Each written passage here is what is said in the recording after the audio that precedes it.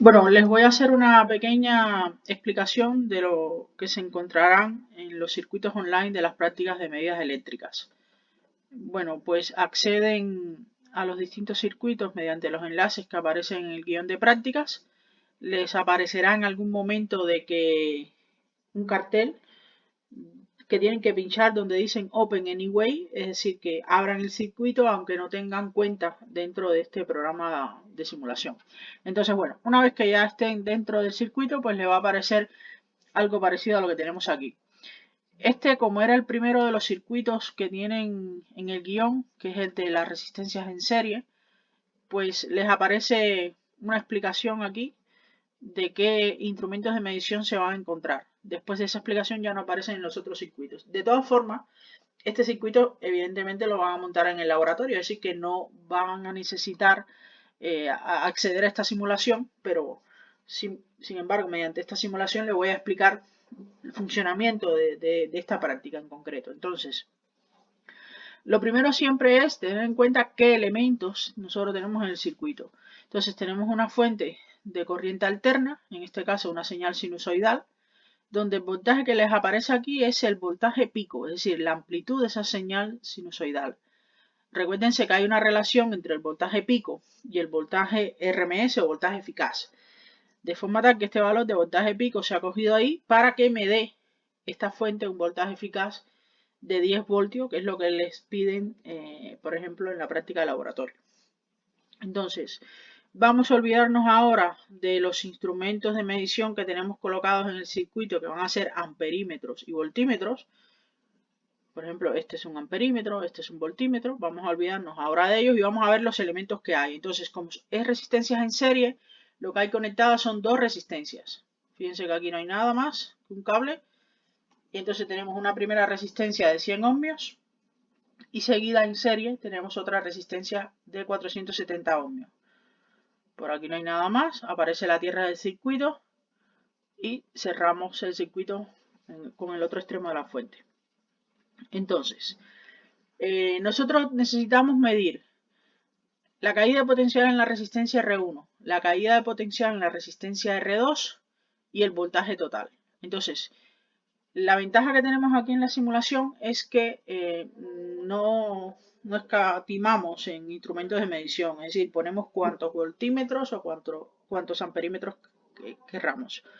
¿Qué tenemos que tener en cuenta? Que los voltímetros se conectan en paralelo entre los extremos del elemento del cual yo quiero conocer cuál es su diferencia de potencial entre sus extremos para que me dé ese voltaje, y los amperímetros se conectan en serie. Y tanto los amperímetros como los voltímetros tienen dos bornes. Entonces, si yo quiero, por ejemplo, medir la caída de potencial en la resistencia R1, tengo que poner un borne del voltímetro en un punto y el otro en el otro extremo. Entonces, eso es lo que nosotros hemos hecho aquí. Hemos colocado, por ejemplo, este voltímetro que le hemos llamado VR1 porque nos interesa medir con él la caída de potencial en la resistencia R1. Y el otro borne de ese voltímetro lo hemos colocado aquí en el otro extremo de la resistencia R1, de forma tal de que con el voltímetro R1 nosotros estamos midiendo la caída de potencial en la resistencia R1.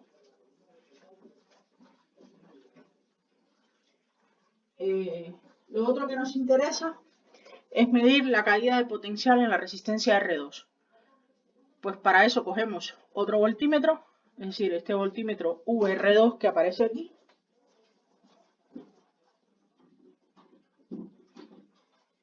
y observamos dónde está el otro borne de ese voltímetro. Pues aparece aquí, es decir, aparece como VR2 común. Eso quiere decir que con este voltímetro nosotros vamos a estar efectivamente viendo la caída de potencial entre los extremos de la resistencia. Este borne lo podríamos haber puesto aquí, aquí, aquí, aquí, aquí, en cualquier punto, porque todos estos puntos están al mismo potencial. Lo he puesto aquí para que les quede claro que iría en el mismo punto de la tierra de la fuente. Y lo otro que queremos medir es el voltaje total con el que se alimenta el circuito. Entonces, este voltímetro, fíjense que aunque está al mismo potencial que este otro voltímetro, al estar su otro borne en una posición distinta a la cual se encuentra el borne de VR1, pues entonces evidentemente estos voltímetros no nos van a estar midiendo el mismo voltaje. Este va a estar midiendo el voltaje o la caída potencial entre este punto y todo este punto. Lo puedo ver desde ahí, en esa dirección, o lo puedo ver desde aquí. Si lo ven desde aquí, se ven claramente que lo que nos está dando es el voltaje total. Y este punto, mirado por aquí o mirado por aquí, están en paralelo. Por lo tanto, está a la misma diferencia de potencial. Bueno, pues entonces, ¿qué pasa con respecto a los amperímetros? Los amperímetros evidentemente también tienen dos bornes, pero como los amperímetros se conectan en serie, para este simulador es suficiente que le digamos en qué línea del circuito nosotros queremos medir corriente. Entonces por eso ven que el amperímetro solamente está colocado ahí en esa región. Es decir, que en este circuito es en serie, pues evidentemente yo lo que voy a estar calculando con este amperímetro es la corriente que circula por el circuito. Y bueno, pues recuerden de que ya si quiero correr la simulación, pincho aquí en este triángulo blanco y entonces les van a aparecer unos displays, es decir, unas pantallas para cada uno de los instrumentos de medición que tenemos ahí, de forma tal que con este voltímetro estamos viendo el voltaje eficaz de 10 voltios. Recuérdense de que habíamos puesto el voltaje pico aquí de forma tal que el voltaje eficaz nos dé 10 voltios. Aquí tenemos la caída de potencial en la resistencia R1, que es de 1.7545, y con este voltímetro estamos viendo la caída de potencial en la resistencia R2 de 8.2461. De forma tal, evidentemente, que la suma de la caída potencial en la resistencia R1 más la caída potencial en la resistencia R2 me tiene que coincidir con el voltaje total. Bien, pues lo que hacen normalmente es capturar pantalla.